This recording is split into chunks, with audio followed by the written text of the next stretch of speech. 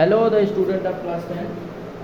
हम लोगों ने पिछले वीडियो में सब कुछ देख लिया था, इंट्रोडक्शन पार्ट देख लिया था, फिर उसके बाद से आपका नर्व शेल देख लिया था, रिसेप्टर्स देख लिया था। ठीक है, तो आज हम लोग जानेंगे नर्व के बाद व्हाट इज सिनेप्सिस। ठीक है, तो सबसे पहले ये समझो कि सिनेप्सिस मतलब होता क्या है। मतलब ये समझिए आप कि ये आपका क्या होता है, एक नर्व शेल है। ये क्या है आपका, ये मान के चलिए ये आपका नर्व सेल है। अब नर्व सेल में सिंपल क्या होते हैं, एक्सॉन टर्मिनल। क्या होते हैं, एक्सॉन टर्मिनल। ये आपका क्या है, श्वान सेल है और इसमें माइग्रेटेड सीट ऐसे प्रेजेंट होता है। ठीक है, मतलब कि ये आपका क्या है, एक नर्व सेल है। अब ये नर्व सेल के बाद यहाँ निकला होता है क्या है आपका डेंड्राइट। क्या निकला होता है, डेंड्राइट। अब ये डेंड्राइट से जो दूसरा वाला नर्व सेल है उसका अगर एक्सॉन टर्मिनल मिलता है तो यहाँ पे होता है आपका सिनेप्सिस। क्या होता है, सिनेप्सिस होता है। ठीक है, तो यही हम लोग आज देखने वाले हैं कि व्हाट इज सिनेप्सिस।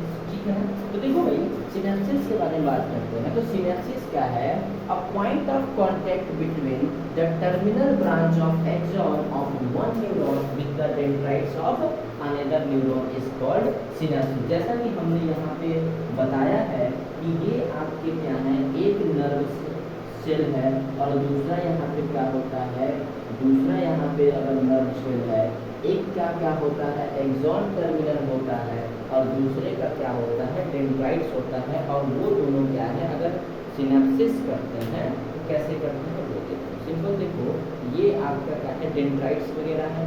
ठीक है, और दूसरे का क्या है, ये एक्सॉन टर्मिनल है। तो यहाँ पे क्या होगा, पॉइंट ऑफ कांटेक्ट होगा और इसी पॉइंट ऑफ कांटेक्ट को हम लोग क्या बोलते हैं, सिनेप्सिस बोलते हैं। ठीक है ना, तो देखो भाई अगर मान लो कि चलो सिनेप्सिस नहीं होता, ठीक है ना, कि एक कंडीशन मान के चलते हैं कि मान के चलिए सिनेप्सिस नहीं हुआ।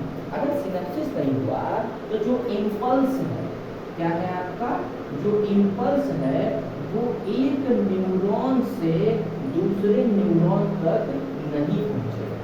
तो सिनेप्सिस बहुत इंपॉर्टेंट चीज है। क्यों इंपॉर्टेंट है, क्योंकि इम्पल्स को कैरी करने के लिए। ठीक है ना, चलिए तो इस वीडियो में हम यही देखने वाले हैं पूरा का पूरा कि व्हाट इज सिनेप्सिस, कैसे जो है इम्पल्स ट्रांसमिट होता है एक न्यूरॉन से दूसरे न्यूरॉन में। ठीक है, तो ये समझिए ये जो पार्ट है ये एक न्यूरॉन का क्या है, एक्सॉन टर्मिनल है। क्या है, एक्सॉन टर्मिनल है। ये एक्सॉन टर्मिनल क्या लेके आ रहा है, नर्व इम्पल्स लेके आ रहा है। ठीक है ना, अब ये नर्व इम्पल्स क्या होते हैं, ये आपस में क्या करते हैं, सिनेप्टिक वेसिकल्स में क्या करते हैं, सर्कुलेट करते हैं। और सर्कुलेट करने के बाद यहाँ पे जो न्यूरोट्रांसमीटर होता है वहां से क्या होते हैं, बाहर आता है। ठीक है ना, मतलब कि कुछ न कुछ क्या होते हैं, कुछ केमिकल्स के फॉर्म में जाते हैं इम्पल्स। ठीक है, ये सारे आपके क्या हैं, सारे के सारे ये आपके इम्पल्स ही हैं। ठीक है, अब ये जो केमिकल फॉर्म में इम्पल्स निकला हुआ है ये आकर के यहाँ जो है बाइंड कर जाएगा। क्या कर जाएगा, बाइंड कर जाएगा। अच्छा बाइंड करेगा तो कहाँ बाइंड करेगा, तो रिसेप्टर पे बाइंड करेगा। कहाँ बाइंड करेगा, रिसेप्टर पे बाइंड करेगा। मतलब मोटी मोटा ये समझ लो भाई कि होता क्या है, कोई दे रहा है, अगर मान के चलो ये आपका क्या है, एक नर्व सेल है और ये आपका क्या है, एक्सॉन टर्मिनल। ठीक है ना, अब ये आपका सिंपल समझ लीजिए एक्सॉन टर्मिनल है। तो यहाँ से जो है इम्पल्स आ रहे हैं, क्या आ रहे हैं, इम्पल्सेस आ रहे हैं। और यहाँ पे आया तो भाई ये तो दूसरे में ट्रांसफर होना जरूरी है ना, तभी जो है एक न्यूरॉन से दूसरे न्यूरॉन में ये चीज जाएगा। तो यहाँ पे होते हैं दूसरे वाले का क्या होता है, डेंड्राइट्स होता है। दूसरे वाले नर्व का क्या हो गया, यहाँ पे डेंड्राइट्स हो गया। और जो ही दूसरे वाले का डेंड्राइट्स हुआ तो यहाँ से फिर ऐसे ही पूरा कैरी ऑन होता रहता है और इम्पल्स एक जगह से दूसरी जगह ट्रांसफर हो जाता है। ऐसा नहीं है कि एक नर्व से है यहाँ पे और पता चले यही घूम रहा है पूरे बॉडी में ना, ऐसा नहीं। मतलब कि एक के पीछे एक, एक के पीछे एक, एक के पीछे एक, एक के पीछे एक। मतलब एक जो इम्पल्स यहाँ पे आया है वो दूसरे न्यूरॉन को इम्पल्स देगा, ये तीसरे वाले न्यूरॉन को इम्पल्स देगा। ठीक है, और ये चौथे वाले न्यूरॉन्स को इम्पल्स देगा और ये क्या करेगा, पांचवें वाले को देगा जहाँ इसको जाना रहेगा, जो कि ब्रेन और स्पाइनल कॉर्ड में जाता है। चलिए अब देखिए यहाँ पे हम बात कर लेते हैं।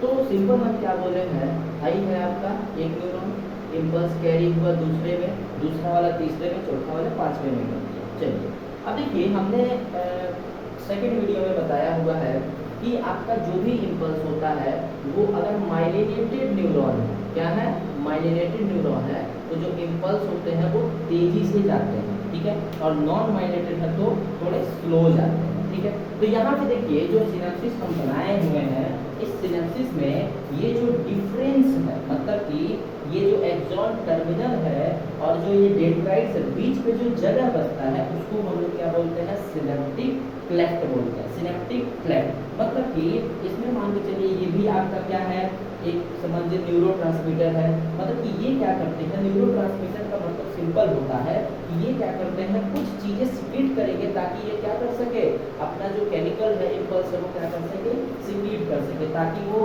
यहाँ से इम्पल्स आए यहाँ पे और यहाँ से कैरी ऑन हो जाए दूसरे में, फिर तीसरे वाले में, फिर इसमें चौथे वाले में, ऐसे पूरा का पूरा जो है इम्पल्स कैरी ऑन होता रहता है। ठीक है, एक बार फिर हम लोग रिवीजन कर लेते हैं कि सिनेप्सिस क्या होता है। सिनेप्सिस मतलब जैसे एक न्यूरॉन का एक्सॉन टर्मिनल और दूसरे न्यूरॉन का क्या डेंड्राइट, ठीक है, दोनों के बीच में क्या हो रहा है, इम्पल्स का ट्रांजिशन हो रहा है, मतलब कि इम्पल्स आया, दूसरे को दिया, ये तीसरे को देगा, चौथे पांचवे को देगा, ठीक है।